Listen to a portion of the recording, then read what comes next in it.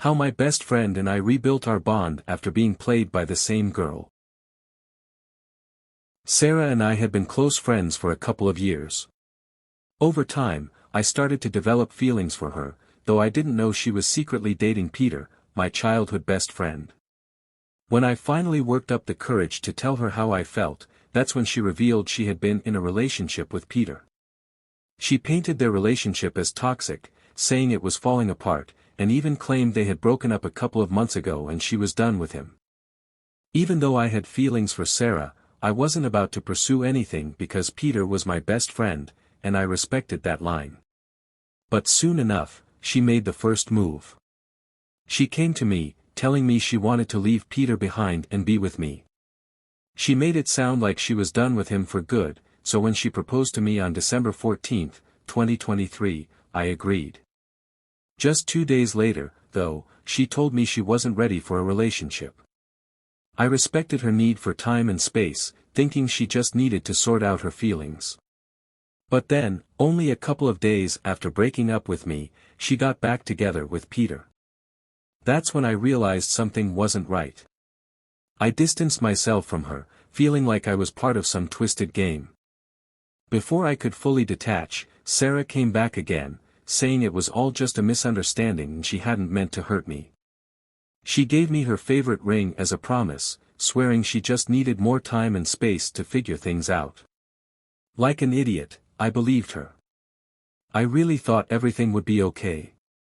7 months later, the truth came crashing down. Sarah had been stringing both Peter and me along the entire time. She was still talking to Peter, going out with him like nothing had ever changed. On top of that, she had also started seeing another guy, Sam, behind both of our backs. She had been playing all of us like we were nothing more than pawns in her game. When it all came out, I immediately cut ties with her. Instead of owning up to what she had done, Sarah and her family blocked me on all social media platforms. Then, she had the nerve to play the victim, telling people that I was trying to ruin her reputation and hurt her family because she had rejected me. What really got to me was when she started spreading lies about me, claiming I had been inappropriate with her, even though she had been sending me texts calling me the best person she had ever met and telling me I was a green flag. It was so twisted. Her mom even tried to do damage control, sending me a weak apology and trying to blame Sarah's behavior on how she was raised. But by then, I was done with all of it. The damage had been done, and there was no going back. Thankfully, most of my close friends didn't believe her story, and even people who didn't know me well started to question her side of things. Still, some friends took her side, and I can't say I blame them. She played the victim well, and people naturally sympathize. I probably would have believed her, too, if I didn't know the full truth.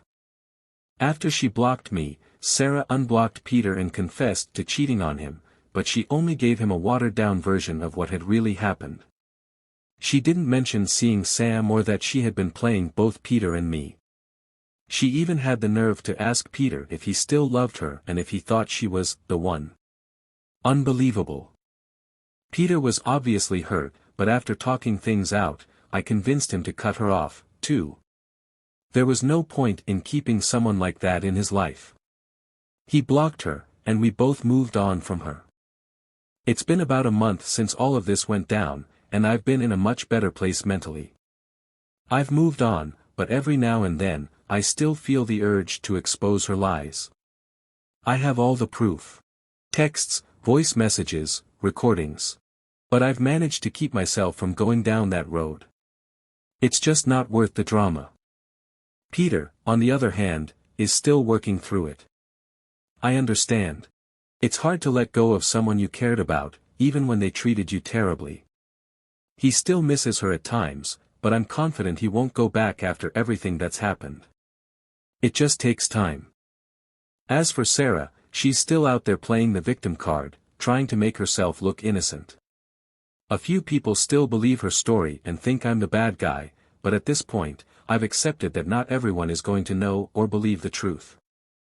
Peter and I have pieced everything together now, and our friendship is stronger than ever. We both admitted to the mistakes we made and the things we said behind each other's backs, but instead of dwelling on it, we've chosen to move forward. Peter even helped me gather proof to clear my name when Sarah started blaming everything on me. We don't talk every day, but when we do, it's as if nothing ever happened. We hang out more now, especially since we're both at the same university. He's always keeping me in the loop, whether it's about something major or just small things like getting his hair cut. Our bond is back to where it was, if not stronger. I'm also part of his friend group now. He cleared my name with his friends, and I did the same with mine. I've gotten to know his crew really well, and we've all become close. Things are honestly better than ever. Looking back, it's crazy that it only took 2 months to fix everything after the truth came out. I'm just thankful for how things turned out, and I couldn't be happier with where we are now.